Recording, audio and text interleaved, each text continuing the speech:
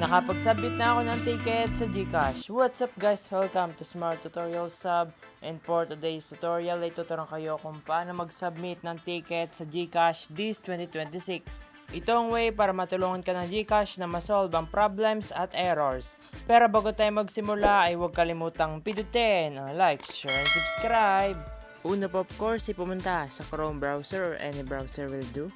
Then i-search po ang GCash Help Center. Then itapo natin yung unang site na lumabas, yung GCash Help Center, help.gcash.com. Then nari po yung mga products and services nila. Pwede mo pong piliin kung alin sa mga services nila ang may problem. Halimbawa po ay sa GLoan, itapo po yon at hanapin yung articles na fit sa iyo at makakasolve sa iyong problem.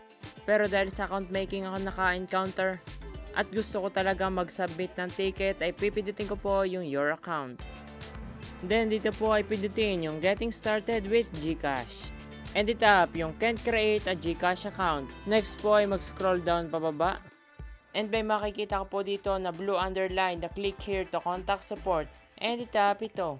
Then dito po ay kailangan lang natin itong i-fill up. Kailangan po ilagay ang iyong active email address kung saan sila mag-i-email para mag-send ng instructions. At ilagay po yung GCash registered full name. Pero pag bago ka lang po magkaka-GCash account, ay pwede mo pong ilagay ang iyong pangalan na nakaregister sa iyong mobile number. Next ay select yung country na kung saan nakaregister yung GCash account. So kapag Philippines ay wala na po tayong kailangan baguhin. Pero kung hindi ay select mo lamang po diyan yung country. Kasunod po ay ilagay ang iyong mobile number.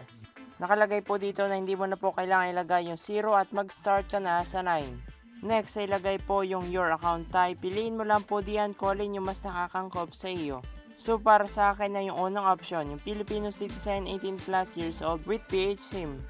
Then pwede mo pong i-check yung box kung gusto mong i-attach yung screenshot na nagpapakita ng error or problem.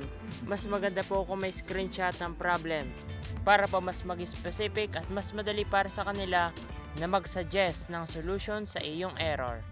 Next po ay maglagay ka ng description or i-describe mo kung ano yung error na na-encounter mo or yung concern na nais mong iparating. You can use any language, pwedeng Tagalog, Bisaya, or English, basta detailed po ito. Next ay upload na natin yung nagpapakita ng error, so itap yung add file or drop files here. And i-select po yung screenshot. After nun ay double check po lahat ng infos na nilagay mo. And kung sure ka na po ay itap yung submit. And ang sabi po ay makakatanggap ka ng update ng iyong status via email or yung help in the GCash app. And nag-email po sila after ko itong i-submit. And bagantay po ng mga ilang oras para po mag-email uli sila. At sundin mo lang po yung mga instructions na ibibigay nila doon sa email. At ganito lang po mag-submit ng ticket. Thank you for watching at kung nakatulong ko makapag-submit ka ng ticket sa GCash ay tulungan mo naman ako. Pindutin mo ang like, share, and subscribe at panoorin ang next tutorial. Thank you!